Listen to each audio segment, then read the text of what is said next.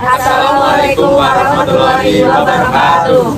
Perkenalkan, kami dari kelompok 6. Di sini kami akan mempresentasikan hasil diskusi kami mengenai kasus perubahan sosial masyarakat di desa. Sebelumnya, perkenalkan, saya Fadil Adrian dengan A1A025006.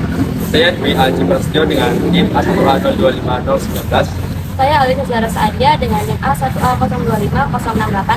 Saya Renata Jinata Adila dengan NIM A1A025050. Saya Karin Putri Hakimi dengan NIM A1A025049. Indonesia sebagai negara agraris menjadikan sektor pertanian sebagai penopang utama kehidupan pedesaan, termasuk di desa X yang bergantung pada hortikultura.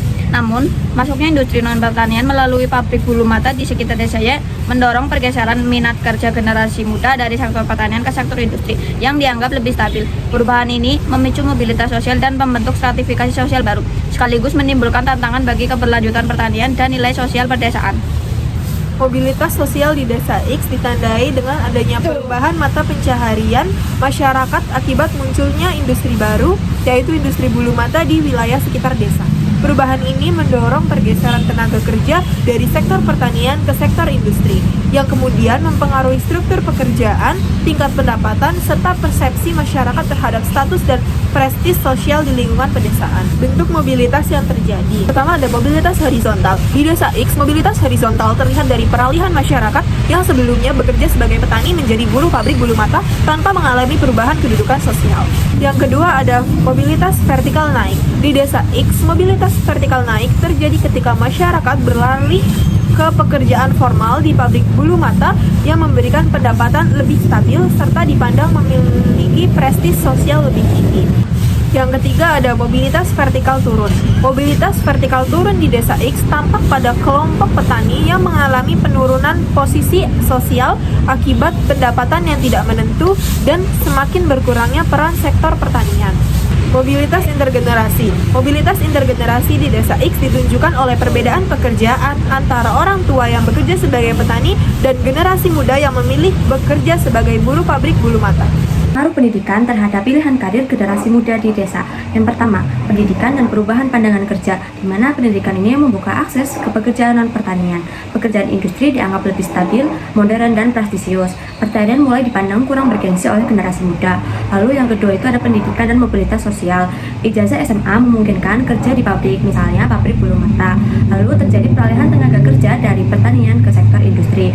Lalu yang selanjutnya itu ada pendidikan menjadi alat mobilitas sosial, vertikal dan horizontal. Lalu yang ketiga itu ada perubahan nilai budaya karena pendidikan, di mana petani itu dianggap pekerjaan lama dan kurang menguntungkan. Lalu nilai baru itu muncul seperti pendapatan tetap, keamanan ekonomi, gaya hidup material. Lalu minat meneruskan petani keluarga menurun. Keempat, ada stratifikasi sosial berdasarkan pendidikan. Pekerjaan industri mensyaratkan minimal pendidikan SMA, sedangkan pertanian tidak memerlukan pendidikan formal. Lalu lulusan SMA ke atas memiliki peluang kerja yang dianggap lebih modern, stabil dan bergengsi dibanding petani. Lalu pendidikan ini menjadi penanda status sosial baru di desa dan membentuk stratifikasi antara sektor industri dan petani. Yang kelima itu ada kekhawatiran generasi tua, di mana generasi tua mengkhawatirkan pertanian kehilangan tenaga kerja dan penerus. Lalu khawatir identitas desa pertanian menghilang, dan perubahan dianggap ancaman budaya bukan sekedar ekonomi. Perubahan jenis pekerjaan di era digital tidak hanya mengubah cara masyarakat mencari nafkah, tetapi juga membentuk lapisan atau strata sosial baru. Jenis pekerjaan kini menjadi faktor penting yang menentukan posisi sosial seseorang, mulai dari tingkat keamanan, ekonomi, perlindungan hukum, hingga pengakuan sosial di masyarakat. Munculnya jenis pekerjaan baru dan pembentukan kelompok sosial tersendiri, hadirnya pekerjaan berbasis platform seperti pekerjaan gig dan profesional digital menciptakan kelompok pekerjaan baru yang tidak dalam kategori pekerjaan formal maupun informal.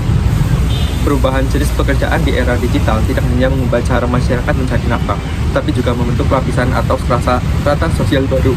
Jenis pekerjaan kini menjadi faktor penting yang menentukan posisi seseorang, mulai dari tingkat keamanan, ekonomi, perlindungan hukum, hingga pengakuan sosial di masyarakat. Munculnya jenis pekerjaan baru dan pembentukan kelompok sosial tersendiri, hadirnya pekerjaan berbasis platform seperti pekerjaan gig dan profesional digital menciptakan kelompok pekerja baru yang tidak sepenuhnya masuk ke dalam kategori pekerja formal maupun informal lama. Perbedaan sistem kerja, pola pendapatan, dan hubungan kerja menyebabkan kelompok ini menempati posisi sosial yang khas, sehingga membentuk strata sosial baru dalam struktur masyarakat. Kemudian untuk kestabilan ekonomi sebagai penanda lapisan sosial baru, dalam stratifikasi sosial, kestabilan ekonomi menjadi penentu utama. Pekerja platform memiliki pendapatan yang tidak menentu dan minim jaminan sosial, sehingga mereka berada pada lapisan sosial yang rentan. Kondisi ini membedakan mereka dari pekerjaan formal yang lebih aman secara ekonomi dan mendorong munculnya kelas prakarya sebagai strata sosial baru. Lalu untuk status hukum pekerjaan sebagai batas sosial, status hukum yang tidak jelas membuat pekerja gig tidak mendapatkan perlindungan ketenagakerjaan yang layak. Dalam konteks stratifikasi sosial, perlindungan hukum menjadi pembeda posisi sosial antara kelompok pekerja. Akibatnya, pekerja platform berada pada lapisan sosial yang lebih lemah dibandingkan pekerja formal yang dilindungi oleh hukum. Kemudian untuk yang terakhir, pengakuan sosial dan identitas kelas pekerja. Selain ekonomi dan hukum, stratifikasi sosial juga ditentukan oleh pengakuan sosial. Pekerja gig sering dipersepsikan sebagai pekerja tidak tetap dan mudah digantikan, sehingga pengakuan sosialnya lebih rendah. Persepsi ini memperkuat identitas mereka sebagai subkelas pekerja baru yang posisinya itu berada di bawah pekerja formal dalam hierarki sosial.